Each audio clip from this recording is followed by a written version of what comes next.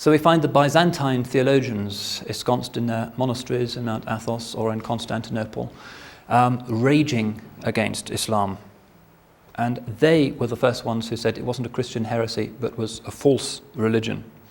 They said Muhammad was a false prophet inspired directly by the devil. Some of them said he's the Antichrist himself. They said the Quran is a kind of mishmash of Old and New Testament themes perverted by Manichaean notions. And this really remained the consistent Byzantine position until the final extinction of Byzantium in 1453. In the Latin West, the debate tended to be a bit more sophisticated, although unfortunately it was no less vitriolic.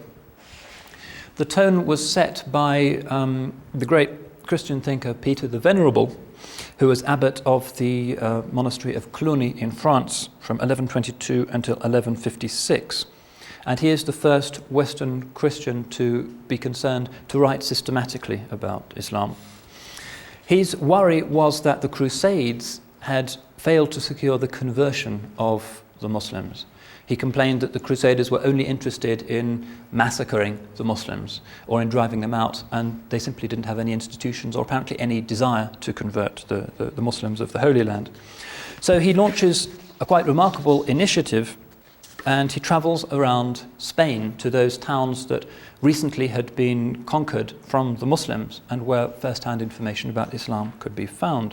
So he's a kind of doing field work in a pre-modern but fairly responsible way, and he generates what is today known as the Cluniac corpus. This is the first collection of Christian scholarly writings about Islam. It's made up of... Yeah. He came from this great monastery. It's ruined now, but it's worth visiting if you go to... it's in the Midi, the southern bit of central France. Cluny is a great, I think, Benedictine house. Very beautiful setting. And Peter the Venerable generated this Cluniac corpus, which was 12 books in Latin about Islam. And one of these, interestingly, is the first translation of the Quran into a European language. It's done into Latin by a certain Roger of Ketton, who is actually an English scholar. Peter the Venerable himself contributed 2 books about Islam, one of which, a particularly influential one, he called Summa Totius Haeresis Saracenorum, a summary of all the heresies of the Saracens, which remained a kind of set text for Christian studies of Islam for several centuries. So we find this Cluniac corpus being the basis of St. Thomas Aquinas' information about Islam. In fact, one of St. Thomas's best-known works, his Summa Contra Gentiles, was explicitly written as a kind of manual for Dominican missionaries trying to convert Jews and Muslims in reconquered Spain to Christianity. Now, his theory of Islam has the following 4 themes. First of all, Islam is false. It is a deliberate perversion of the truth. It is spread by a prophet who is a deliberate impostor. Number 2, Islam is a religion which can only spread by violence and sword. Number 3, Islam is a religion of self-indulgence. The Quran, Aquinas wrote, permits fornication and sodomy and allows believers to break oaths. Number 4, Muhammad is the Antichrist. Now, there's a truly great book about the medieval Christian understanding of Islam by somebody called Norman Daniel. It's called Islam and the West. It's well worth looking at. And he provides often very harrowing details of this kind of medieval Christian vilification of the Prophet particularly. And he points out that the demonization of Muslims could in fact be even worse than the medieval demonization of Jews, because the Jews were castigated only for their rejection of Christ's divinity, whereas in the case of Islam, to the same charge one could add a vitriol against the founder of the religion itself. Medieval Christians couldn't polemicize against Moses, Abraham and so forth, but they could polemicize against Muhammad. So we find this personal ad hominem dimension added to the polemic. Did you have a question, John? Yes. The 4 theses went by really quickly and they I'm sorry. sounded pretty seminal, so could you just repeat them quickly, please? That was Thomas Aquinas? That's from him. Okay. Yeah. He says, number 1, Islam is a false, deliberate perversion of the truth, and the Prophet was a deliberate impostor. Number 2, Islam is a religion that can only spread by violence and the sword. Number 3, Islam is a religion of sensuality and self-indulgence, so that he thought that the Quran permits fornication and sodomy and allows believers to break oaths. And last but not least, Muhammad is the Antichrist. And that was obviously, Aquinas is the great towering figure of medieval Christian intellectualism, and this view was widely accepted until long after the Renaissance. Now, these accusations, similarly to the anti-Semitic accusations directed against the Jews, legitimized large-scale religious violence against Muslim minorities who found themselves under Christian rule. So the chief function of the Inquisition was the extirpation of the remnants of Muslim belief in Spain. St. Dominic himself founded the Inquisition, and St. Thomas, of course, was himself a Dominican. And this continues down the centuries. In 1687, Ottoman rule in Hungary ends, and the Habsburgs immediately bring the Inquisition from Spain into Central Europe, and they do the same thing of forcibly converting Muslims, and when they're found to be practicing Islam in secret, they are interrogated and in some cases burned. In 1552, Ivan the Terrible captures the city of Kazan, the great definitive defeat for Islam to the east of Europe. And he immediately prohibits the practice of Judaism and Islam in his domains, a law which remained in place in Russia. You couldn't be a Muslim in Russia until the time of Catherine the Great, who herself ran into the determined opposition of the clergy, who thought that these laws should be continued.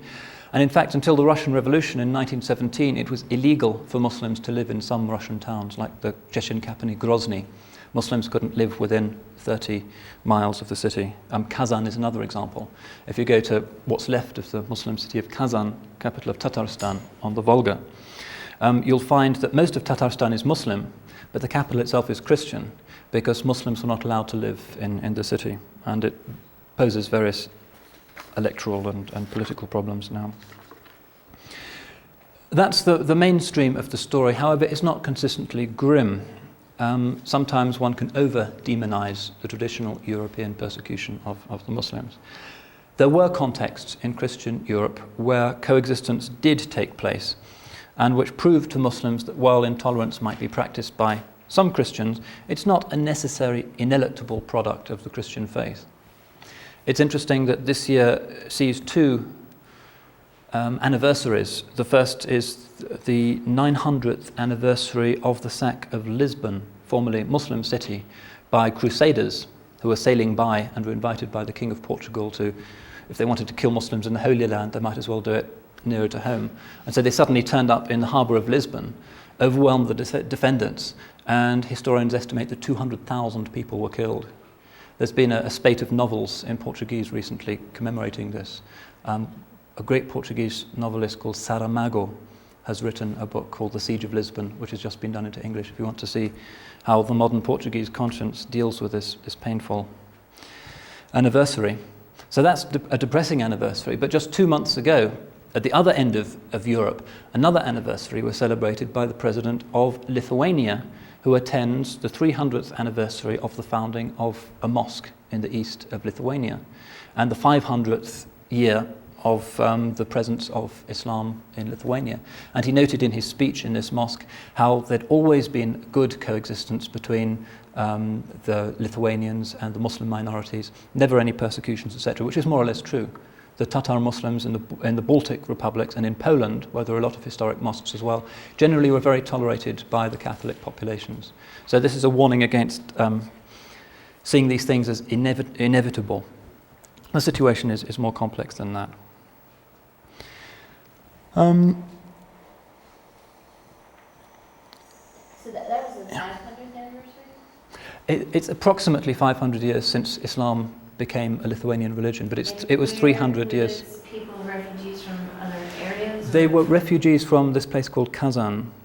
The Golden Horde, which was the great Muslim political presence in Russia, was broken up by Ivan the Terrible. Some people went east and founded the Khanate of Siberia, and some went west and were given asylum by the Catholic kings of Lithuania and Poland. And there's still some today in Poland. For a while, Lech Walesa had a second in command called Bogdan Kopansky, who was actually of a Muslim Polish background. And there's a new mosque in Gdansk and so forth. Why would Lithuania be a pocket of tolerance at this time? Well, yeah, that's a good question. I think it was partly because the Muslims weren't very numerous and weren't seen as any kind of threat. And also because they were refugees from the great Catholic rival to the east, namely the wicked Orthodox. And the Catholic kings of Poland and Lithuania were traditionally very hostile to Russia, often for good reasons, and so they were seen as allies. But they were accepted into the inner circle of the Polish court. For instance, traditionally the postal messengers of the Polish royal family were always Muslims, the Tatars, because they were great horse riders.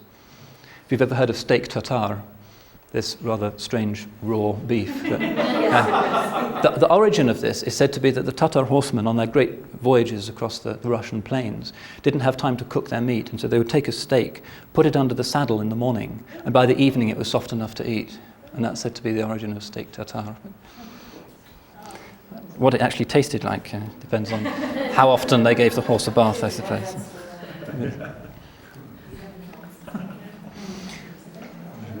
Anyway, so these communities were relatively insignificant numerically, but I think it's important to bear them in mind in case, as sometimes happens in dialogue contexts, Muslims seek to tar all Christians with the same brush and said it was not possible for traditional believing Catholics, for instance, to tolerate Muslims. Sometimes it could happen.